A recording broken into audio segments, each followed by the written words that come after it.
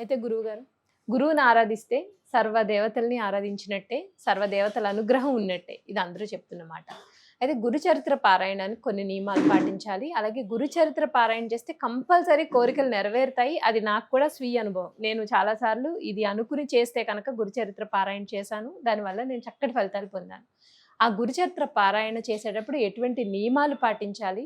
ఎలా పారాయణ చేస్తే మనం అనుకున్న కోరికలు నెరవేరుతాయి అనేది మీ ద్వారా చెప్పండి. అమ్మా, ఈవేళ గురువు అనుగ్రహం కావాలన్నా, మనం చక్కటి పరిష్కారాలు అవ్వాలన్నా, మీరు అడిగిన దాంట్లో ఏమిటయ్యా దీనికి ఏ గురువుని ఆరాధిస్తే చక్కటి ఫలితాలు వస్తాయంటే, ఇక్కడ ముగ్గురు గురువులు ఉన్నారు.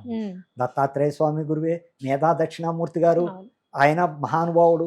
ఆ మేధా దక్షిణామూర్తికి కొలిచినా సరే, ఆఖరికి సాయిబాబా షిర్డీ బాబా గారిని కొలిచినా కూడా సాయి చరిత్ర 41 రోజు పారాయణ, లేకపోతే 7 వారాల పారాయణ ఉంది.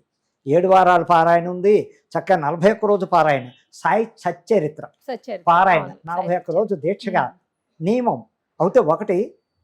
ఇప్పుడు దైవకార్యంగా సాయిబాబా గారికి నియమనిష్టలు ఉండవు. అంటే నియమనిష్టలు లేకపోయినా కానీ పాటించే విధానం చెప్తున్నాం. అమ్మ, అంత కఠినంగా ఉపవాసాలు లేకుండా చక్కగా పరిష్కారం ఎలాగయ్యా అంటే, సాయి దత్త చరిత్ర పెట్టుకోవడం, చక్కగా 41 రోజు, రోజుకు 2-3 అధ్యాయాలు ఓపుకొని ఆఖరి 41వ రోజు పూర్తిగా అయిపోవాలి. దానికి రెమెడీ ఏమిటయ్యా అంటే, చక్కటి ఆయనకి కావాల్సింది ఈ శనగలు కూడా రెమెడీ ఇవ్వచ్చు. నివేదన శనగలు ఉడకబెట్టిన శనగలు పోపేసి చక్కగా నివేదన ఇవ్వడం వల్ల కూడా ఆయనకి చాలా ఇష్టమైంది. అన్నిటికన్నా ఇష్టమైంది చపాతి. ఆయనకి ఇష్టమైంది చపాతి, వంకాయ కర్రీ. వంకాయ అంటే ప్రాణం షిర్డీ బాబా గారికి. అలా ఆయనకి రోజు చపాతీలు చేసి వంకాయ కూర ఉండి ఆయన నివేదన పెట్టి కుటుంబంలో అందరూ సరదాగా కూర చపాతీ తినడం వల్ల కూడా గురుబలం పెరగడానికి ఆస్కారాలు ఉంటాయి. సచ్చరిత్ర పారాయణ చేస్తూ ఉండగా అయిపోయాక 41 రోజులు షిర్డీ దేవాలయానికి వెళ్ళి అక్కడ ఆయన దర్శనం చేసుకుంటే అసలు చాలా, అందులో కాషాయ వస్త్రాలు వేసుకుని చక్కగా ఆ బాబా గారి దగ్గరికి వెడితే తప్పకుండా మోక్షం పొందడానికి, మన గురుబలం పెరగడానికి, గురుడు జాతకంలో వీక్గా ఉన్న వాళ్ళకి ఏ రకమైన ఇబ్బందులు రాకుండా చూడడానికి ఇలా పారాయణ చేసుకుని ఆయన దర్శనం షిర్డీ దర్శనం చేసుకోవడం వల్ల కూడా ఎన్నో మార్గాల్లో ఆయనకి మన బలం. అలాగే దక్షిణామూర్తి, మేధా దక్షిణామూర్తి కూడా చక్కగా 41 రోజు ఆయన కూడా ఉంది. ఆ దక్షిణామూర్తి పారాయణ చరిత్ర చక్కగా చదువుకుంటూ ప్రతిరోజు ఆయనకి శనగల నివేదనిస్తూ, ఆయనకి చాలా ఇష్టం దక్షిణామూర్తి శనగలు అంటే ప్రాణం. అలాగే ప్రతి గురువారం దగ్గరలో ఉన్న దక్షిణామూర్తి దేవాలయానికి వెళ్ళడం, శనగలు నానబెట్టిన శనగలు దండగుచ్చడం మెడలో ఆయనకి ప్రతి గురువారం వేయడం వల్ల కూడా గురుబలం పెరగడం.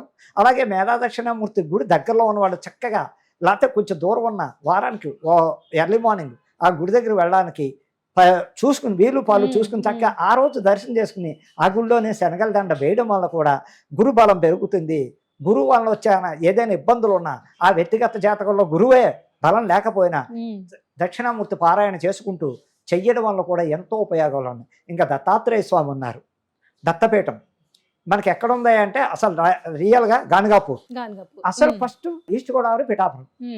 దత్త పుత్రిక అక్కడే పుట్టాడు ఆ మహానుభావుడు. అనసూయకి పుట్టడం అక్కడే ఆయన జన్మంతా చెప్పాలంటే దత్తాత్రేయుడు. అక్కడి నుంచి ఆయన భిక్షాటన బయలుదేరి దేశాన్ని ఉద్ధరించడానికి వెళ్ళిపోయాడు. అటువంటి దత్తాత్రేయ చరిత్ర పారాయణ, దత్త పారాయణ, దత్త చరిత్ర అంటారు. అది కూడా 41 రోజు విడవకుండా నిష్ఠాపత్తులతో తడి బట్టలు కట్టుకోవాలి ఇదని లేదు. చక్క కాషాయ పంచి ఉంటే కాషాయ పంచి ఇంట్లో ఆ పూజ టైంలో చక్కగా చేసుకోవడం, అది పక్కన పెట్టేసి మళ్ళీ వృత్తి ప్రకారంగా మన ఏ జాబులో ఉన్నా వ్యాపారం ఉన్నా వెళ్ళిపోవడం. అలాగే ఒక్క వారం గురువారమే దత్తాత్రేయుడి గుడికి వెళ్ళడం, ఆయనకు కూడా శనగలు నివేదన ఇవ్వడం, చక్కగా ప్రదక్షిణాలు చేసుకోవడం, ఆయన్ని మనసావాచ నమ్ముకుని చక్కగా ఈ చరిత్ర చదువుకున్న వాళ్ళు కానీ ఆయన దత్తపారాయణ చేయడం వల్ల కానీ అనేక రకాల ఉపయోగాలు, గురుబలం పెరుగుతుంది, అన్ని ఇబ్బందుల్లోంచి బయటపడడానికి ఆస్కారం తప్పకుండా ఉంటుందని చెప్పడానికి చాలా 100% జరిగి తీరుతుంది. గురుబలం పెరుగుతుంది. ఎవరైతే ఈ దేవుళ్ళ ముగ్గురిని ఆరాధించారో చక్కగా ఉంటారు. మీరు ఇందాక చెప్పినట్టు బాబా గారి పారాయణానికి అన్ని నియమాలు పాటించగలదు, కానీ దత్తాత్రేయ స్వామి వారి పారాయణకి మాత్రం కొంచెం నియమాలు కఠినంగానే ఉంటాయి కదా, ఆ నియమాల గురించి చెప్పండి. దత్త పారాయణకి, సాయి పారాయణకి, దక్షిణామూర్తి పారాయణకి నియమాలు చాలా ఉంటాయి. సింపుల్ గా అయితే సాయిబాబా గారు సింపులే, మరి భయపడిపోయే నియమాలు అక్కర్లేదు చక్కగా. అలాగే దత్తాత్రేయుడి దగ్గరకు వస్తున్న 41 రోజు పారాయణ చేస్తే బ్రహ్మచర్యం పాటించాలి. బ్రహ్మచర్యం పాటిస్తే ఎంతో చక్కగా ఉంటుంది. అలాగే కింద చాపో ఓ బెడ్షీటో వేసి పడుకోవాలి, కానీ సోఫాల మీద మంచాల మీద పడుకోకూడదు. పడుకోకుండా ఆ దత్త చరిత్ర చదువుకుంటూ రాత్రిపూట ఆ దత్తనామస్మరణ చేసుకుంటూ నియమాలు పాటిస్తూ ఉంటే ఇక విపరీతమైన గురుబలం పెరగడం, ఆ వ్యక్తిలో ఒక తేజస్సు రావడం, ఎక్కడికి వెళ్ళినా అబ్బా మంచివాడరా అనే ఒక పేరు ప్రతిష్టలు రావడం. అప్పటిదాకా మన తిట్టిన వాళ్ళే ఏదో అబ్బా ఈ మధ్య ఇలా మారావు, చక్కగా ఉన్నావే, పోలే భగవంతుడే అనిపించుకునే స్టేజ్కి పెడతారు. అనేక రకాల ఉపయోగాలు ఉన్నాయి. అలాగే ఇంకా దక్షిణామూర్తి చాలా రెమెడీ చేయాలి. దక్షిణామూర్తి విషయంలో చాలా కఠినంగా ఉండాలి. ఎలాగంటే చెప్పులు కూడా వేసుకోవద్దంట. 41 రోజులు చెప్పులు కూడా చెప్పులు కూడా వేసుకోకుండా దక్షిణామూర్తి చరిత్ర చదువుకుంటూ ప్రతి గురువారం వీలుంటే దగ్గరగా ఉంటే రోజు వెళ్ళచ్చు.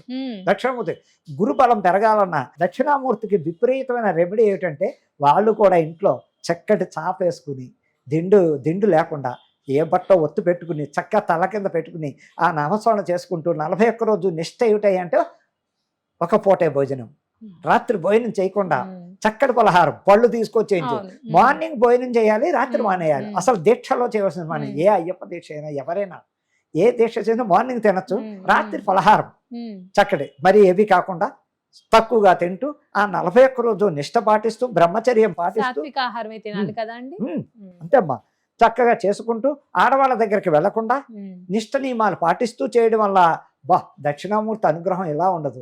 ఎంతో ఎంతో బలవాన్ని ఇచ్చి ఆ ఇంట్లో బాధలు పడుతున్న కుటుంబాన్ని ఒక లెవెల్కి లాక్కొచ్చి అన్ని రకాలుగా ఉపయోగపడతాడు మేధా దక్షిణామూర్తి. నియమాలు చెయ్యండి, ఆ నియమాల వల్ల చాలా ఉపయోగాలు ఉన్నాయి. శ్రద్ధాభక్తులతో చేయండి, మొక్కుబడికి చేయకండి. నా దగ్గర ఉన్నాడు దేవుడు, నా దగ్గరే కూర్చున్నాడు నా దక్షిణామూర్తి, నేను మనసావచ కర్మణ వేరే ధ్యాస పెట్టుకోకుండా పారాయణ అంత పర్యంతం నేను అన్ని రకాలుగా నిష్ఠాభక్తులతో పాటించి నీ పారాయణ చేస్తున్న తండ్రి దక్షిణామూర్తి నాకు అన్ని విధాలా కాపాడు, నా కుటుంబాన్ని కాపాడు అంటే తప్పకుండా సక్సెస్ అవుతారు.